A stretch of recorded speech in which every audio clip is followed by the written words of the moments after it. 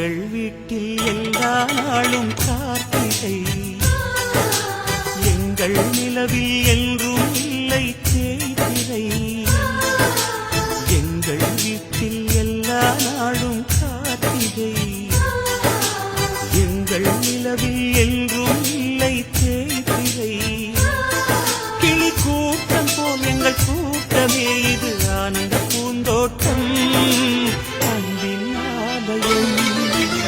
எங்கள் வீட்டில் எல்லா நாளும் கார்த்திகை, எங்கள் நிலவில் என்றும் இல்லை தேய்திரை.